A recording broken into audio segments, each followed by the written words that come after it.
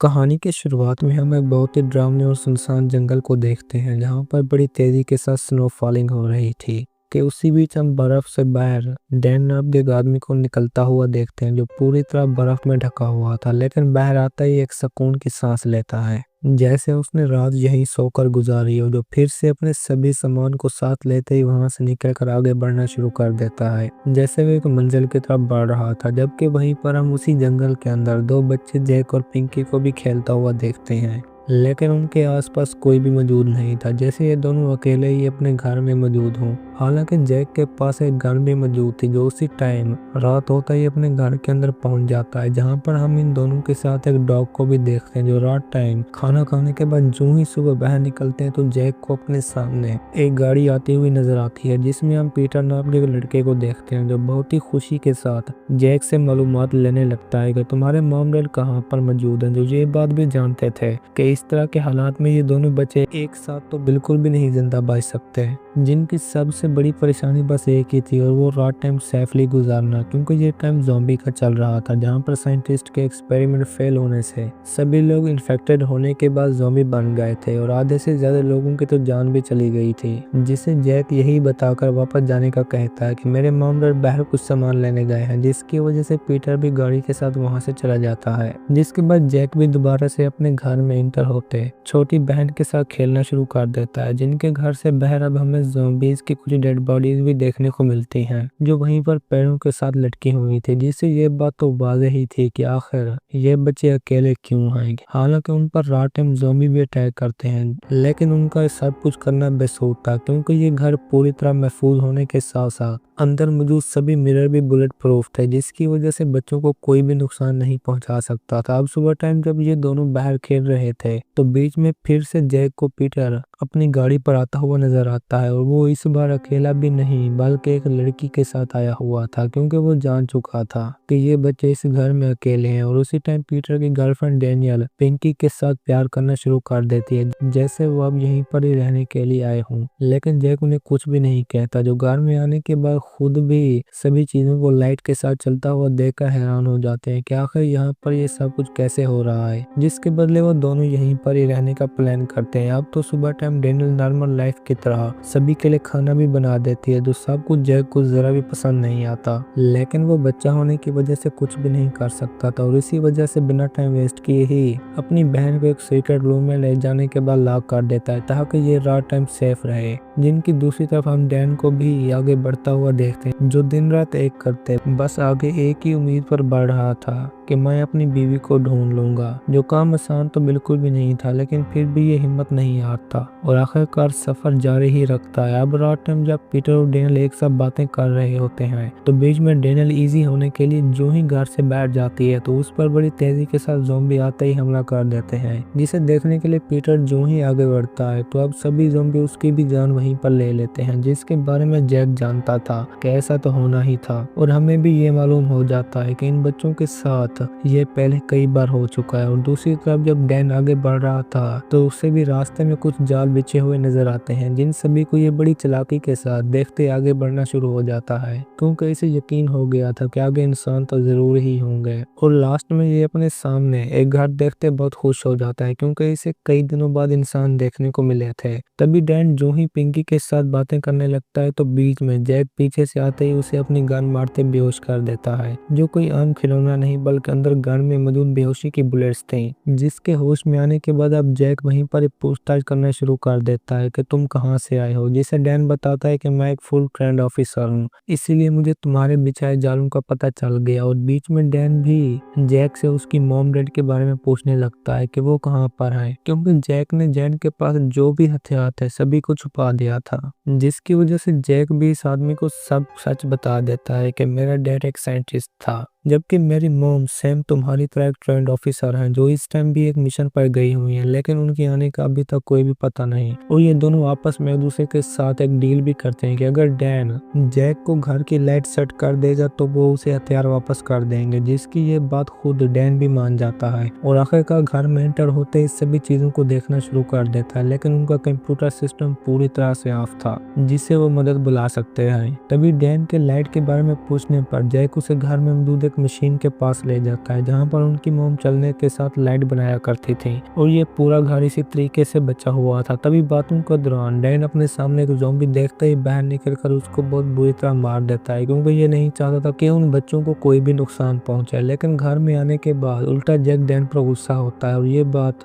भी वाजे कर देता है कि तुम्हें यहाँ पर किसी को भी मारने की जरूरत नहीं, हमारा पूरा घर सेफ होने के साथ साथ पूरी तरह बुलेट प्रूफ है। जिसके बाद वो डैन से समय लाने की वजह से उसे नहाने का कहते हैं, जबकि जैक अपनी गन को साथ लेते घर से बाहर बिछाए गए जालों को देखने चला जाता है, जो ये काम रोजाना की तरतीब के साथ करता था। जबकि घर में वापस आने के बाद ये बच्चा भी बहुत गुस्से में आ जाता है, क्योंकि डैन ने उसी के ही फादर की शर्ट पहन ली थी, जो नहीं चाहता था कि ये मेरे बाप के सिवा कोई और पहने। और डैन को भी बताता है कि मेरा बाप एक साइंटिस्ट था जिनकी ज़ॉम्बी वायरस में मौत हो गई, जिससे डैन को बहुत ही दुख होता है। वो इसी वजह से नहीं चाहता था कि मैं इन बच्चों को अकेला छोड़कर जाऊं जब तक इनकी मॉम वापस नहीं आते। और इसी के साथ डैन को टेबल पर गाड़ी की कीज भी मिलती हैं, जो बिना टाइम वेस्ट किए उन्हें साथ लेते गैराज में पहुंच जाता है। लेकिन ये गाड़ी भी चलने का नाम नहीं ले रही थी, जिसको डैन बनाने की भी बहुत कोशिश करता है, लेकिन कोई फायदा नहीं होता क्योंकि ये गाड़ी बहुत टाइम लेने वाली थी। जो अब अगले दिन जो ही जैक के साथ जाल देखने जाता है तो वहां पर एक ज़ॉम्बी फंसा हुआ था, जिसको देखते डैन उसे बस मारने ही वाला होता है कि बीच में जैक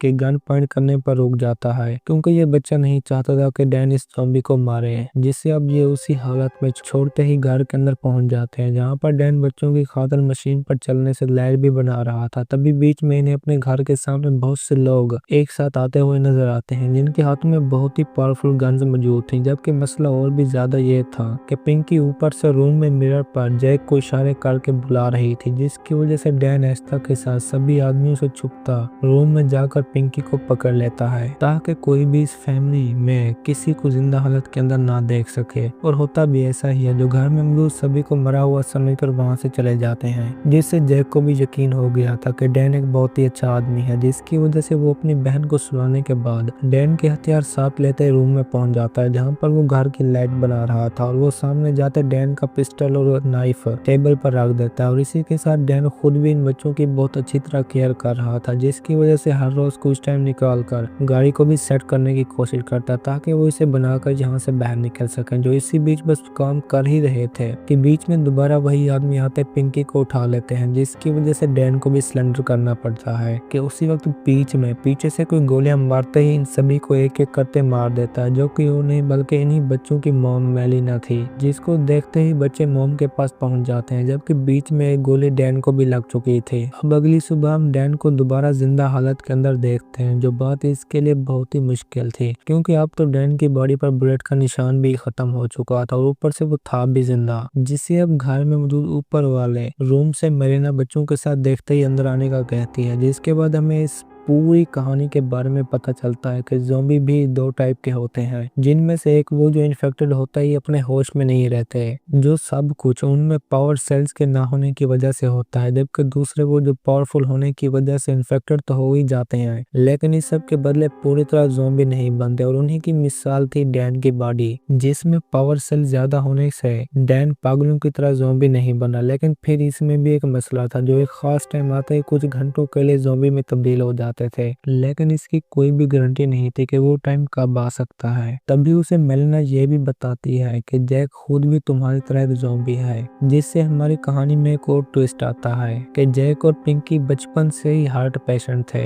जिसकी वजह से उनका बाप नहीं चाहता था कि मेरे बच्चे बिना बड़े हुए मारे जाएं, और वो इसी वजह से दिन रात मेहनत करते एक ऐसी मेडिसिन बनाता है जिससे लोग कभी भी नहीं मरेंगे। लेकिन उसके गलत इस्तेमाल से हमारा बच्चा तो सही हो गया, जबकि बाकी कमजोर बॉडी वाले लोग अपनी जान से हाथ धो बैठे। और ये लाइफ भी एक रिस्क के सिवा कुछ भी नहीं, जिसकी वजह से एक दिन मेरा हस्बैंड खुद भी ज़ॉम्बी में तब्दील होते मुझ पर हमला कर देता है और मुझे अपने बच्चों की खातिर उसकी जान लेनी पड़ती है। जिसके बाद डैन भी उसे यही कहता है कि तुमने उस वक्त बिल्कुल सही फैसला किया, क्योंकि तुम्हें इन दोनों बच्चों का ख्याल भी रखना था। जो अब से बाहर जो ही पिंकी को लेने जाती है तो बीच में हम भी डैनियल के बाप को देखते हैं, जो इस टाइम अपनी बच्ची को ढूंढने आया था। लेकिन मेलिना को इसके बारे में कुछ भी पता पता नहीं था कि ये लड़की कौन है, लेकिन ये वही लड़की थी जिसे हमने कहानी के शुरू में पीटर के साथ आता हुआ देखा था और लास्ट में उनको मार भी ज़ॉम्बी ने दिया था। जिसके बाद वो रूम में आते हैं। डैन को ये भी बताती है कि इस एक्सपेरिमेंट से पहले ही गवर्नमेंट ने इस तरह के हाउस बहुत सारे बना दिए थे ताकि लोग अगर ज़ॉम्बी वायरस का शिकार हो भी जाएं तो अपनी लाइफ को घरों में रहकर गुजार सकें, जिसकी वजह से उन्होंने यहीं पर ही घरों में लाइट की एक मशीन सेट कर दी जो अब बाहर आते डैन को ये भी बताती है कि मैंने अपने बच्चों को हर तरह से ट्रेन कर रखा है, जो अब वहीं पर रस्सी के साथ बंधे ज़ॉम्बी को मारते ही घर में पहुंच जाते हैं। जबकि दूसरी तरफ डैनियल का बाप अब भी नहीं रुकता, जो हर हाल में अपनी बेटी को ढूंढना चाहता था, जिसकी वजह से वहां पर मौजूद पुलिस से भी बात करता है, लेकिन इस सब का कोई फायदा नहीं होता। अब डैन भी इस फैमिली के साथ बहुत खुशी से लाइफ गुजार रहा था, जहाँ पर बच्चों की भी उसके साथ केमिस्ट्री मैच हो रही थी, जिसमें हम ये भी देखते हैं कि मेलिना पूरी तरह उसी के ऊपर डिपेंड हो रही थी, जिसमें सभी काम के साथ साथ वो घर के लिए लाइट भी बनाता था। तभी जैक को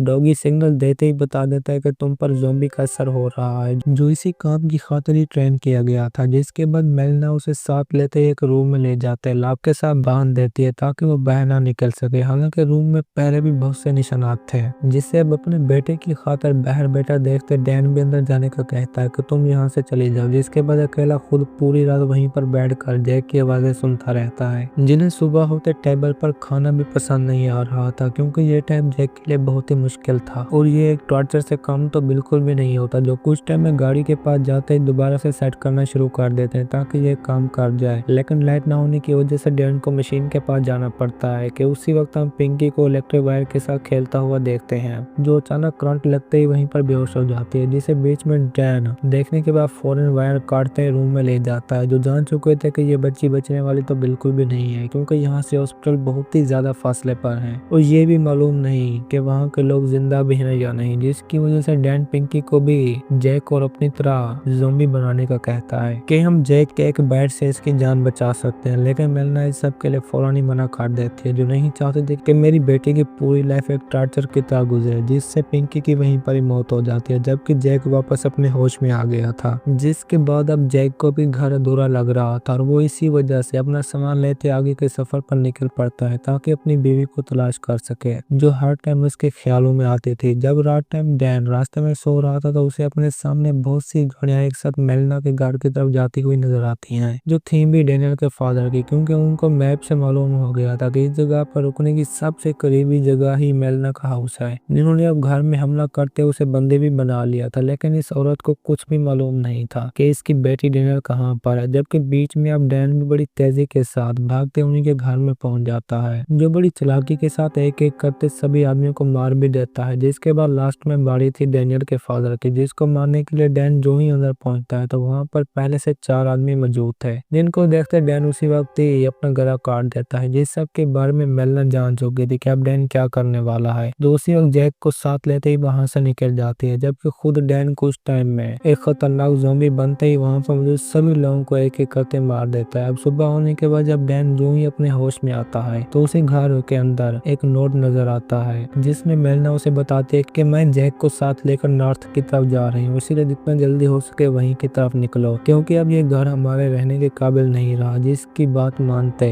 अब डैन भी एक हंसी के साथ अपने सभी सामान को साथ लेते सफर पर निकल पड़ता है। और इसी के साथ हमारी भी आज की ये कहानी खत्म होती है। दोस्तों, अगर आपको हमारी कहानी पसंद आई हो तो वीडियो को लाइक, शेयर और चैनल को सब्सक्राइब जरूर कीजिए।